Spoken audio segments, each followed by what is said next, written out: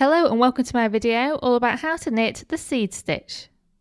The seed stitch is an attractive and versatile stitch, and as a result it's particularly popular.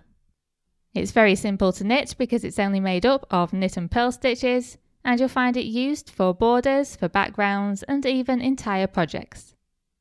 First, I'll be showing you how to knit the seed stitch with an even number of stitches, and then how to knit it with an odd number of stitches. As you can see, I've already cast on 10 stitches. You can use any cast on method to do this. Bear in mind that there's no right side or wrong side of the knitting because the seed stitch is reversible. Okay, so for row number 1, you need to begin with a knit stitch. So make sure the working yarn is at the back behind the needles and knit 1.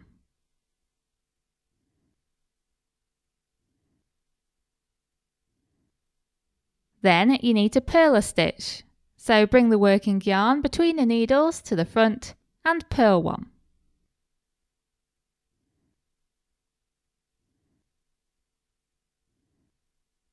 And then you just alternate knit stitches and purl stitches until the end of the row. So the working yarn goes between the needles to the back and you knit 1. Then it comes to the front again and you purl 1. And so on. Always remember that the working yarn has to be at the back behind the needles to do a knit stitch and at the front towards you to do a purl stitch. And then we swap the needles between our hands and we're on to row number 2. I should mention here that the whole concept of the seed stitch is to purl the knits and knit the purls. So what does that mean? Well, if you take a look at the stitches next to the left hand needle, you'll see that for every other stitch there's a little bump of yarn, and this is called a purl bump. Any stitch that has a purl bump is a purl stitch. Every stitch that doesn't have a purl bump is a knit stitch.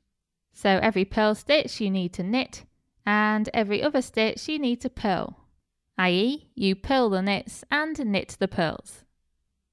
You don't need to know this, but if you lose your way in the pattern and you don't know whether to knit or purl next, then this will help you.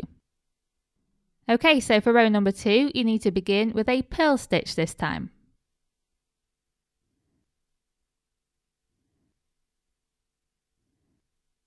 Then the working yarn goes between the needles to the back and you knit a stitch.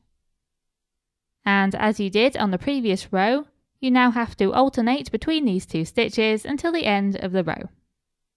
So the working yarn comes to the front to purl 1,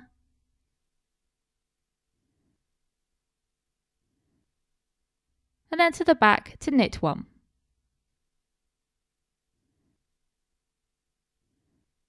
Then purl 1, then knit 1, and so on. And just so you know, this pattern is also what you would follow if you wanted to knit seed stitch in the round, i.e. you wanted to do circular knitting rather than flat knitting. And that's it, that's the 2-row pattern repeat completed. And here you can see the result when I repeat those 2 rows over and over. As you can see, it's reversible because it looks the same on the front as it does on the back.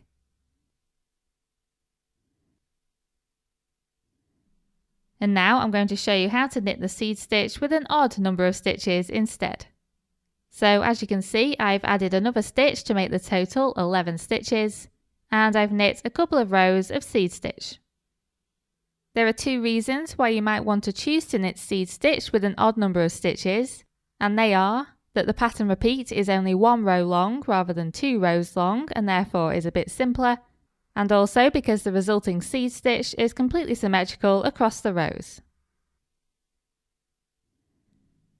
Okay, so the single row repeat begins with a knit stitch. Then the working yarn comes to the front and you do a purl stitch. You then alternate between knit stitch and purl stitch until there's only 1 stitch left.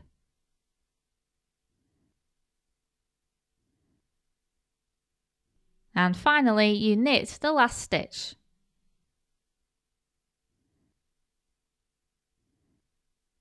And that's it, that's the 1 row pattern repeat.